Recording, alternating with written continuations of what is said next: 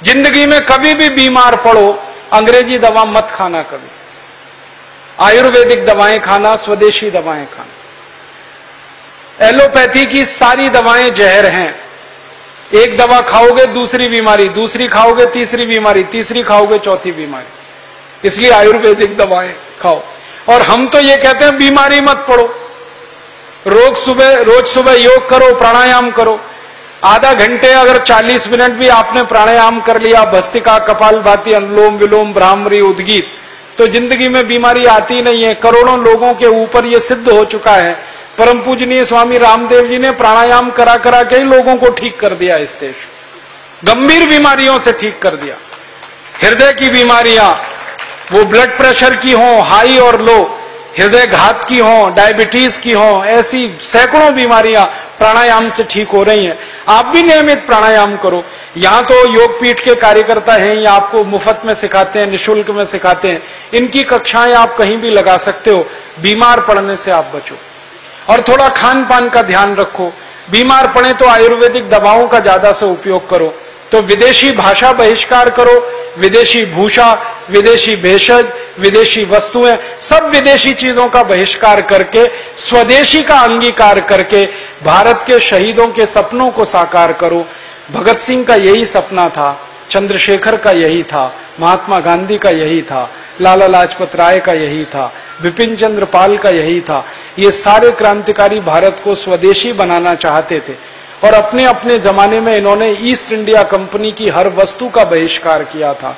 आज फिर विदेशी वस्तुओं का बहिष्कार हमें करना है। दो काम हमें करने हैं।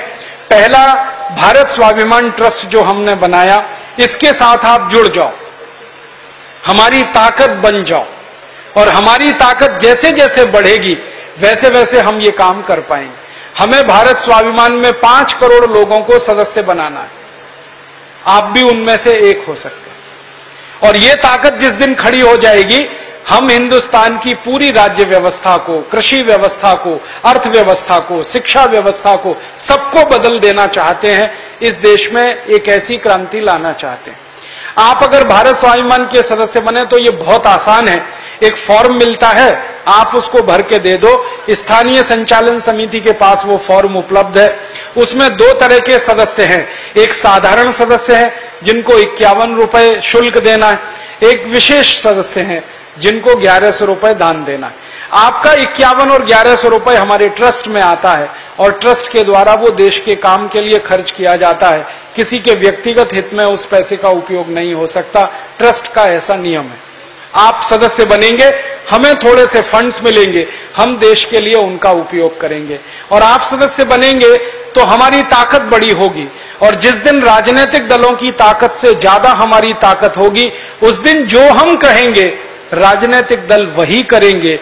जो हम कहेंगे वही कानून बनेंगे, जो हम कहेंगे वही नियम बनेंगे। ऐसा देश हमें बनाना है जिस देश को बनाने के लिए लाखों करोड़ों शहीदों की कुर्बानी हुई है।